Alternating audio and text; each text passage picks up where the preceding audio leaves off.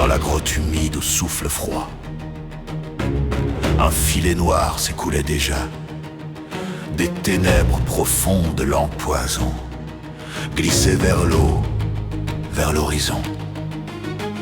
Les armes reprises, les cœurs tendus, il remontait le ruisseau corrompu. Quand soudain claquèrent dans le noir des pattes dures comme l'espoir se brise tard. 4 monstres sortent de l'ombre épaisse, carapace noire, pince traîtresse. La pierre tremble sous leurs pas, la stratégie naît dans l'instant du combat. Chacun sa cible, chacun sa peur, et le fer parle à la place des cœurs. Zika, Connor et Katia s'avancent, un monstre chacun, sans hésitation. La dernière pour le voleur et la foi, Rilek et Eveline, face au choix. Agnès lève la main, la magie fuse, la bête cligne, aveuglée, confuse. Les pinces claquent, l'air se déchire, et la bataille ose enfin s'écrire. Zika esquive, recule, l'attend. La force brute seule ne suffit pas.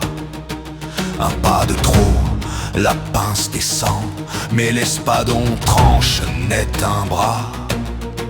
La bête hurle sans voix ni nom, puis l'acier s'abat entre les yeux profonds. Un coup franc, sans détour ni pitié, les spasmes signent la fin de sa destinée. Le sang noir coule sur la pierre, le combat forge ou brise les frères. Mais déjà le cri de victoire se fige quand un autre destin se dirige. Zika se retourne, sourire aux lèvres, trop tard, les pins se referment, Connor disparaît dans les taux mortels.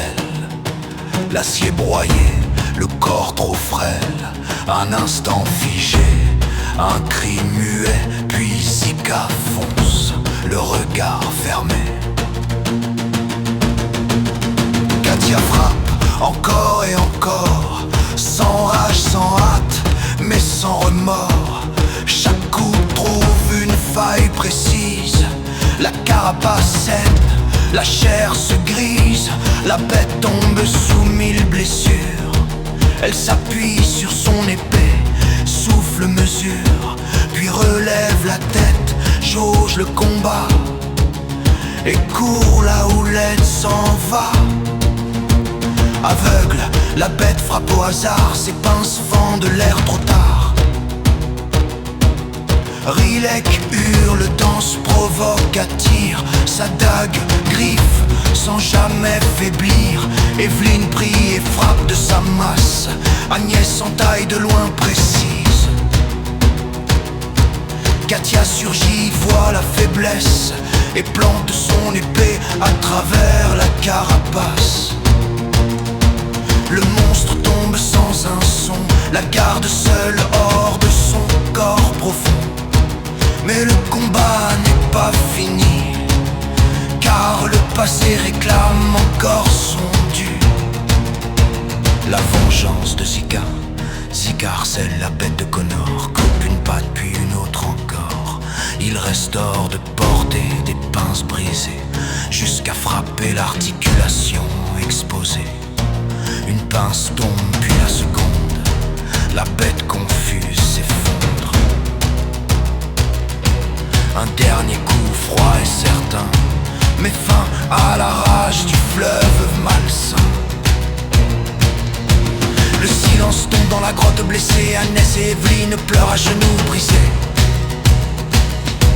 Katia et Zika veillent, armes levées, car le danger peut encore respirer. La victoire a un goût amer ce soir. Le fleuve noir vient de prendre un espoir.